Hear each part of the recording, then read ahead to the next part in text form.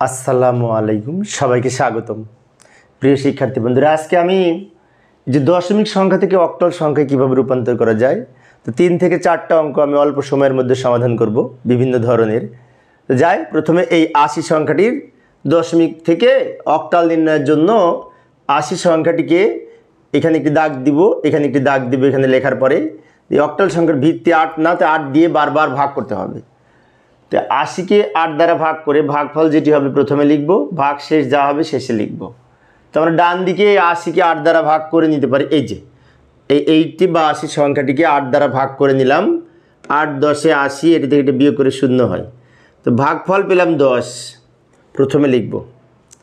আর ভাগ শেষ 0 পেয়েছি, ভাগ শেষ কিছু না থাকলে 0 ধরে করতে হবে। তো ভাগ শেষ 0 পেয়েছি, 0 এখানে লিখব। এবার এই 10কে আবার 8 দ্বারা ভাগ করব। তো 10কে আবার 8 দ্বারা ভাগ করে নিতে পারি। এই যে তাহলে 8 একে 8 একবার যায়, আর 2 হাতে থাকে বা 2 ভাগ শেষ থাকে।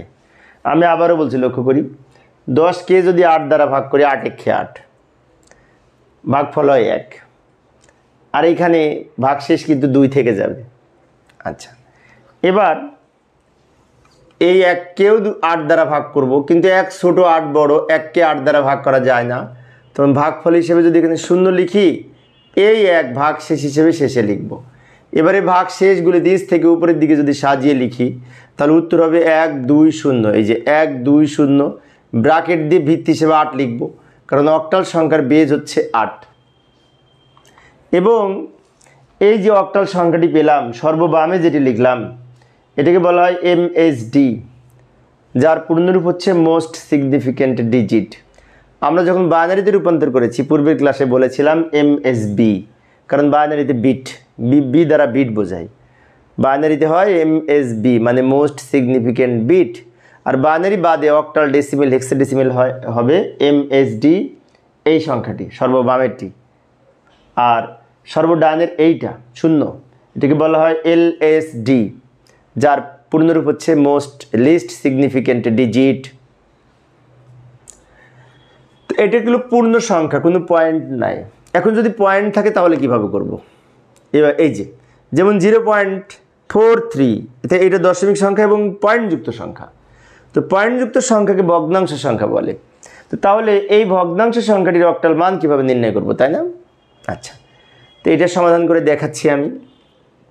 এই যে প্রথমে একটা কাজ করব, সেটি হচ্ছে এইখানে এই পূর্ণ সংখ্যা, এই যেখানে একটা লম্বা দাগ দিব, বাম দিকে পূর্ণ সংখ্যাকে ভগ্নাংশ সংখ্যা লিখে নিব। লেখার পরে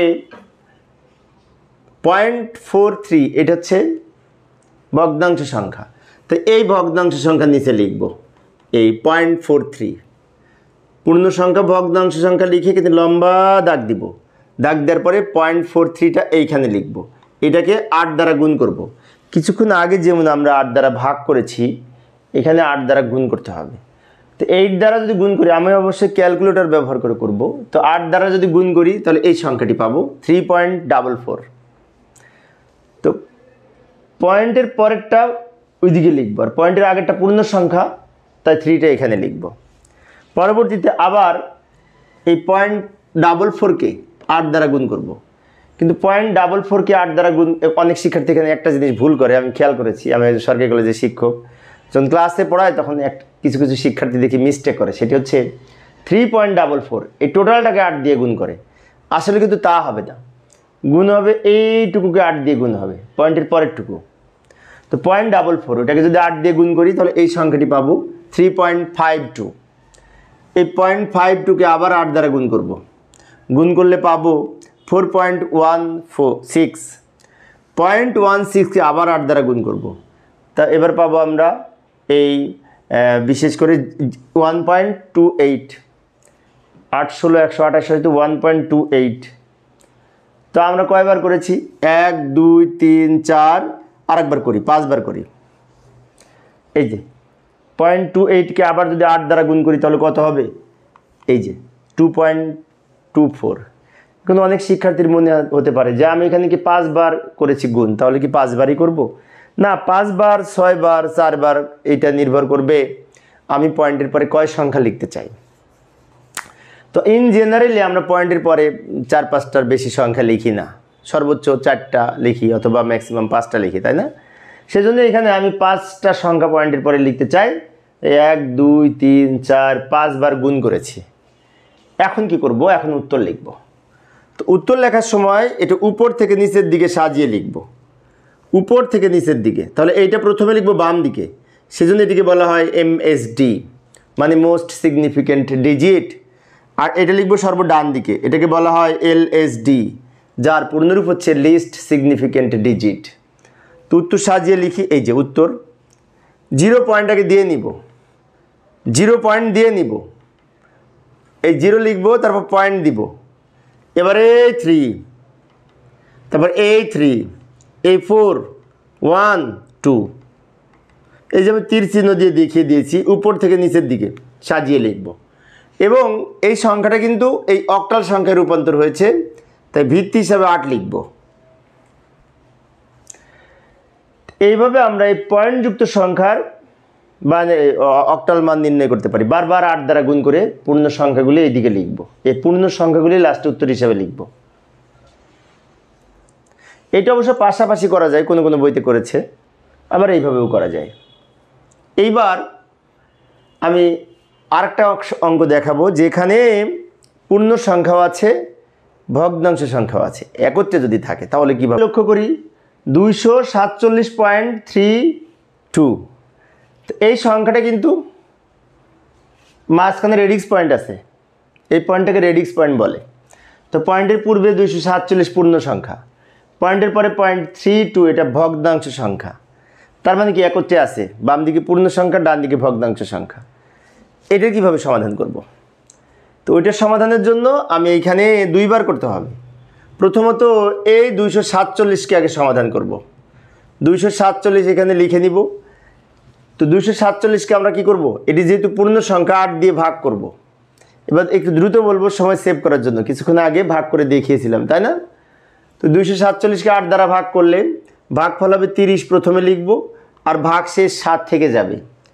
30কে 8 দ্বারা ভাগ করলে ভাগফল হবে 3 × 9 = 24, 3 প্রথমে লিখব, আর ভাগ শেষ 6 থাকবে। 3কে 8 দ্বারা ভাগ করলে, এখন 3কে 8 দ্বারা ভাগ করা যায় না, 3 ছোট সংখ্যা, 8 বড় সংখ্যা। সেক্ষেত্রে ভাগফল হিসেবে যদি এখানে 0 লিখি, এই 1 ভাগ এই 3 এখানে যেটি থাকবে ভাগ শেষ হিসেবে শেষে চলে যাবে। এবার এই নিচ থেকে উপরের দিকে যদি সাজিয়ে লিখি, তাহলে আমরা এটা বামে লিখব 367, উত্তর হলো 367। এখন এই 367টা কিন্তু এই অক্টাল সংখ্যা, তাই না? আচ্ছা, এবার একসাথে আমরা উত্তর লিখি সবার শেষে, আগে এটার সমাধানও করি। এইটুকু সমাধান তো করেছি, এবার এইটুকু সমাধান করব 0.32। এখন 0.32কে অক্টাল করার জন্য আমরা একটা কাজ করতে পারি, এই সাইডে করে নিতে পারি, এখানে করে নিতে পারি। এই যে পূর্ণ সংখ্যা ভগ্নাংশ সংখ্যা লিখলাম, ওই কিছুক্ষণ আগে যেভাবে করেছি সেইভাবে। এবার এই ভগ্নাংশ সংখ্যার নিচে 0.32 লিখব, লেখার পরে এটাকে 8 দ্বারা গুণ করব। তো 8 দ্বারা গুণ করলে কত হবে, তাই না? এই সংখ্যাটি হবে 2.56। আমি ক্যালকুলেটরে করে নিলাম। আবার এই 0.56কে, আবারও বলছি, এই 0.56কে 8 দ্বারা গুণ করব, গুণ করলে হবে 4.48। 0.48কে আবার 8 দ্বারা গুণ করব, গুণ করলে হবে 3.82। পয়েন্টের আগেরটা এইদিকে লিখব, আর পয়েন্টের পরেরটা ওই দিকে লিখব। পয়েন্টের পরের সংখ্যাকে আবার 8 দ্বারা গুণ করব, গুণ করলে হবে 28 × 64, 6.72। 0.72কে আবার যদি 8 দ্বারা গুণ করি তাহলে হবে 5.76। 1 2 3 4 5 বার করেছি আমি, 4 বার করলেও পারতাম, কারণ আমি পয়েন্টের পরে 5 সংখ্যা লিখতে চাই, সেজন্য 5 বার করেছি। এখানে কতবার করব সেটা নির্ভর করবে আমি পয়েন্টের পরে কয় সংখ্যা লিখতে চাই। আবার অনেক সময় কয়েকবার করলে এখানে 0 এসে যায়, 0 আসলে ওখানে শেষ, আর করা লাগে না। আচ্ছা, এবার আমরা কি করব? উত্তর লিখব। তো উত্তর লেখার সময় এই দুইটা মিলাই উত্তর লিখব।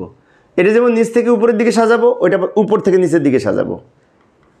এটা যেমন নিচ থেকে উপরের দিকে সাজিয়ে লিখবো, ওইটা উপর থেকে নিচের দিকে সাজিয়ে লিখবো। লক্ষ্য করি, এই যে উত্তর, ব্র্যাকেট দিব, দেওয়ার পরে এই 3 আগে লিখব, তারপর 6 7 পয়েন্ট যেখানে ছিল পয়েন্ট দিব, কারণ এইটুকুর মান হচ্ছে এইটুকু। তো পয়েন্ট যেখানে ছিল সেখানে রাখলাম, রাখার পরে 0.32 মান এইটুকু। এটা আবার উপর থেকে যে তীর চিহ্ন দিয়েছি, কিন্তু এই 2 আগে লিখব, তারপরে 4 লিখব, 3 লিখব, 6 লিখব, 5 লিখব, ব্র্যাকেট দিয়ে ভিত্তি হিসাবে 8 লিখব, কারণ এটি অক্টাল সংখ্যা। অর্থাৎ নিচ থেকে উপরের দিকে সাজাবো, এটা উপর থেকে নিচের দিকে সাজাবো। এইভাবে আমরা দশমিক সংখ্যা হতে অক্টালে রূপান্তর করতে পারি। তো প্রিয় শিক্ষার্থী বন্ধুরা, এই ছিল আমার আজকের আলোচনার বিষয়। আমি 3 ধরনের 3টা অঙ্ক করিয়েছি, তাই না? তো এবার তোমাদের জন্য একটি বাড়ির কাজ দিচ্ছি আমি। এই 3টা অঙ্কের আলোকে এই যে এই অঙ্কটি 1005.225, তাই না? তো এটিও তো দশমিক সংখ্যা, এটার অক্টাল মান কত হবে বের করে আশা করি তোমরা পারবে। কমেন্টস বক্সে যদি জানাও তাহলে অনেক ভালো লাগবে আমার, বিশেষ করে এত কষ্ট করে ক্লাস নেই, একটু ভালো লাগবে যদি তোমরা উত্তরটা জানাও। তো পরিশেষে সবাই ভালো থাকবে এবং সুস্থ থাকবে, এই কামনায় খোদা হাফেজ।